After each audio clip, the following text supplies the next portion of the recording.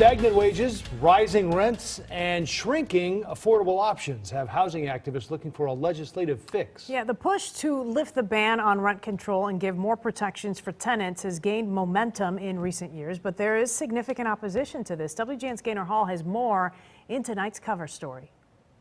Addressing the need for affordable housing, many in the real estate industry point to creating more incentives to build new developments. But housing activists say you can't just build your way out of this problem. It's ridiculous. This 84-year-old has been renting the same apartment in Chicago's Kenwood neighborhood for nearly 50 years. Oh boy. Well, the rent before this last real estate took over was kind of reasonable. But now, every time you turn around, they're going up, up, up. She doesn't want to be identified because she's afraid of retaliation from property management.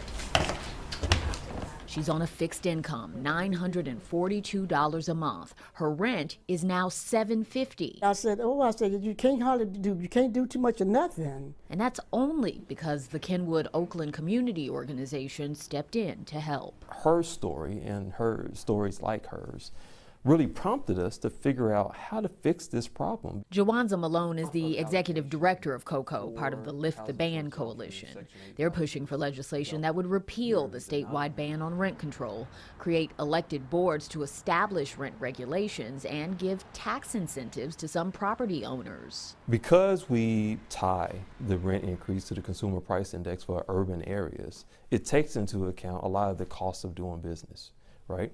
Our thing is that we aren't trying to eliminate the ability for people to make profit. We're just saying that your profit earning potential should not be based on creating homelessness for people, which is frankly what's happening. I don't believe that the government should pick winners and losers. Carl Pettigrew's company, New Venture Realty, owns 10 apartment buildings in Chatham and South Shore. I want people to, when they come here, to kind of look around and kind of go, wow, you know, this is a nice place to live. He says rent regulation would result in deferred maintenance and decreased investment. I just don't think that rent control is the way to go. I think giving more subsidies to people, more tax-based incentives from the government to keep development there. Otherwise, people are going to say, you know, I'm not going to invest my dollars in a neighborhood in which there's rent control. It's actually counterproductive. Michael Meany is executive vice president of the Chicagoland Apartment Association. On the surface, it sounds like a great idea to have a cap on your rent or a limit on how much rent could be increased. I think everyone would love to be in that situation. However, that's just not the way that the marketplace works. We cannot continue to go along thinking that this problem is going to fix itself. It's not.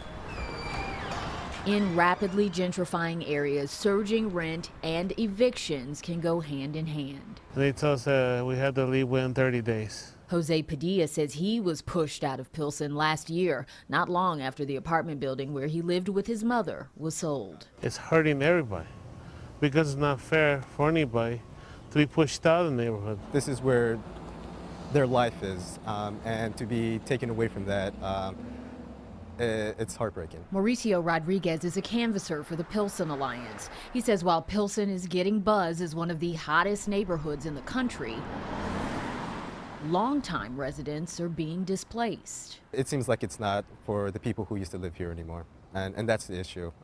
Sure, there's development, but who really benefits from that? Working class neighborhoods are transitioning and people are renovating and gutting and raising the rents. Mark Swartz is executive director of Lawyers Committee for Better Housing, which has been studying data on evictions and the toll it takes on tenants. Out of the cases that make it to eviction court in Cook County, he says 40% don't end with an eviction order or judgment against the tenant. But the record can haunt them indefinitely. Even if they were not found to be at fault, they find that they have to move into maybe more expensive housing that isn't where they might like to live. He's pushing for additional protections for renters that would keep some eviction records sealed and ensure there's good cause for eviction.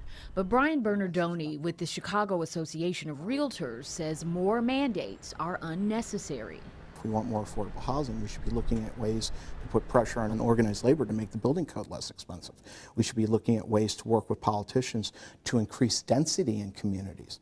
Those are proactive, reasonable steps before we start going towards an across-the-board approach, whether it be rent control or making it more difficult for evictions, that could impact adversely small neighborhood landlords. And with the debate raging from Springfield to Chicago. It always gets me angry when I pass through here because I see it's not the same. Jose Padilla is now living in Little Village. We feel that we were cheated out of our home. I belong in Pilsen, not somewhere else. Yeah, okay. And this senior wants to stay in the apartment where she's lived most of her life. These real estate people need to get together and try to realize that people, they got to buy food, they got to buy clothing, they got to try to educate their children. We all got to live, we all trying to live, everybody trying to make it. On Election Day a week ago, Chicago residents in 3 additional wards voted in support of a non-binding referendum on rent control. And Governor-elect J.B. Pritzker has said he supports lifting the statewide ban, but wants to leave it up to local officials on how to address housing needs in their communities. Gaynor Hall, WGN News.